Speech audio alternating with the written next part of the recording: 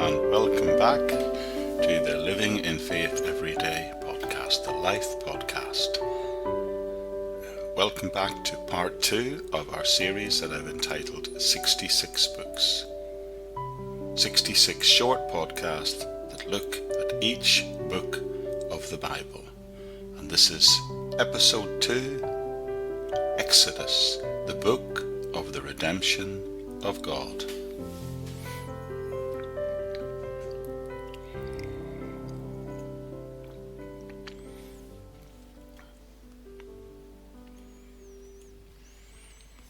Exodus has been called by some the book of the departure or the going out, and sometimes it's even referred to as the book of the redemption of God. The name Exodus literally means way out, and just like the title of Genesis, it also comes from the Septuagint. The Genesis story concluded with the family of Jacob settled in Egypt, and Exodus takes up that story approximately 400 years later, by which time the descendants of Israel had multiplied till they had become a nation in their own right, even though they're still based in Egypt. The author. It is believed by many that Moses wrote the book of Exodus. The reason for saying this are threefold. The book itself indicates that Moses wrote it. References to that are found within it in Exodus chapter 17, chapter 24 and chapter 34. It has been attributed to Moses since the time of Joshua, and references to that are found in Joshua 8. And of course Jesus himself said in the New Testament in Matthew chapter 7 that Moses wrote it. Thinking about who it was written to, the recipients, we can acknowledge that the date of the Exodus is important. That is the event, not the book. And it has been argued about by scholars what exactly that might date be for quite a few centuries. But there are generally now two principal views held. The first places the events around 1447 BC, and the second perspective places the events around 1290 BC. You see, 1 Kings chapter 6 verse 1 says that Solomon began building the temple in the 4th year of his reign, which is said to have been 480 years after the Exodus from Egypt. We know that Solomon reigned 40 years by referencing 1 Kings chapter 11 verse 42. The 4th year was about 967 BC. By adding the additional 480 years to the 967 years, gives us an approximate date of 1447 as the probable date of the Exodus. The book of Exodus was probably written shortly thereafter.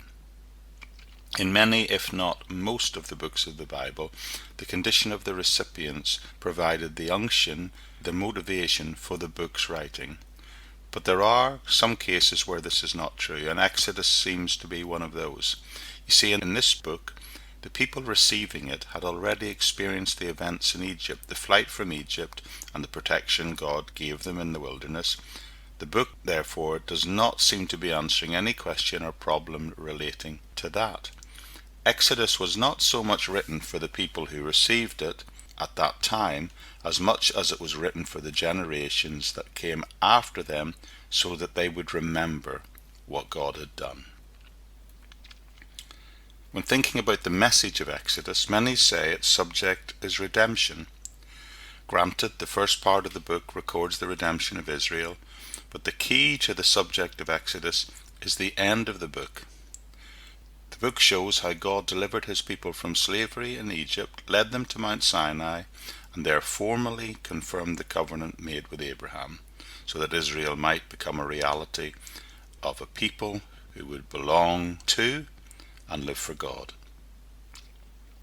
God then gave the people through Moses the principles by which they were to live and the religious system which they were to maintain if they were to continue enjoying the blessing of the promise, the covenant God had made with them.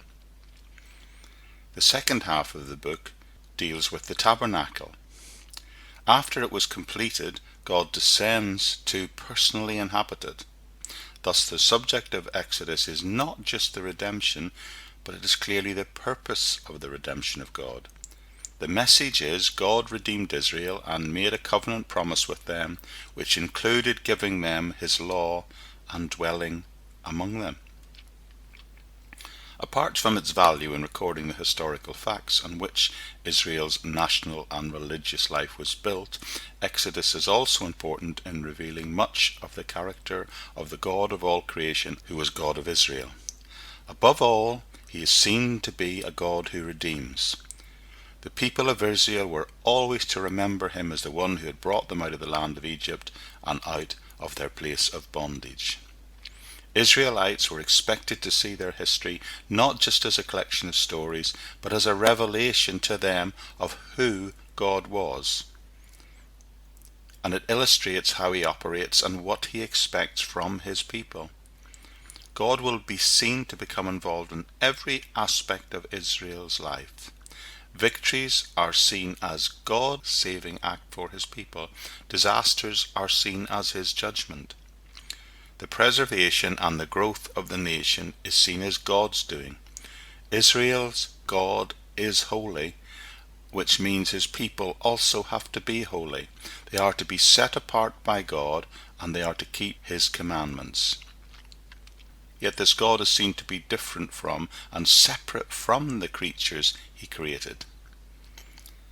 This book also reveals for the first time that God wants to dwell with his people.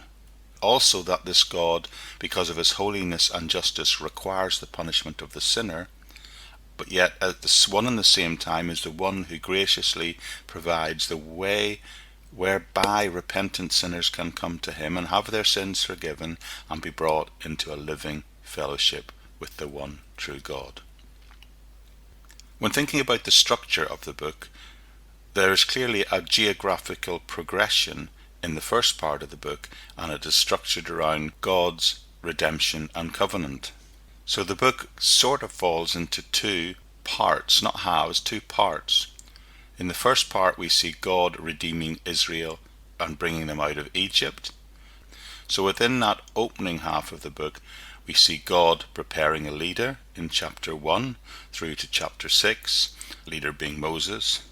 And then from chapter 7 to 12 we see God challenging those outside of the set apart people for their sinful ways. And then from chapters 12 through to 18 we see God redeeming Israel from out of Egypt.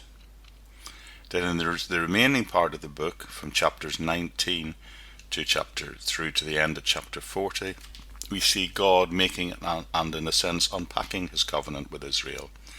And this is done through in chapter 19, the acceptance of the covenant, being offered and accepted, then it being formalized in the form of a book and tablets in chapter 20 to 23, and then the ratification of the covenant in chapter 24, and then the plan for the tabernacle, the place of worship and sacrifice, is revealed in chapters 25 through to 31, and then from chapters 32 to 34 we witness the breaking of that promise, that covenant promise.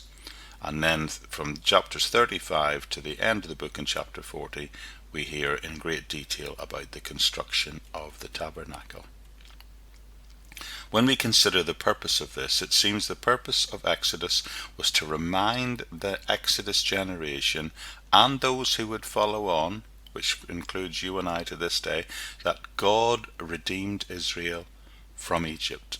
He brought them out of Egypt, and he did that in order to give them his law and his presence. Redemption is clearly a major theme in Exodus. God, by blood and sacrifice, redeemed them, and he delivers them from bondage. Then he makes a covenant promise with them, and he gives them the law. And then follows that with the instructions for a tabernacle, a place where he could dwell amongst them. Thus it is revealed that God's purpose in redeeming Israel was not just the defeat of the negative in delivering them out from Egyptian slavery, but it was also the application of the positive in that Israel could now know God's will and have God's presence dwelling in amongst them forever. So, in summary, Moses wrote to the Exodus generation to remind them that God redeemed them and made a covenant promise with them, which included giving them his law and dwelling with them. And today, God is still seen to redeem us, and he gives us his law, and he gives us his word, and he still blesses us with his presence.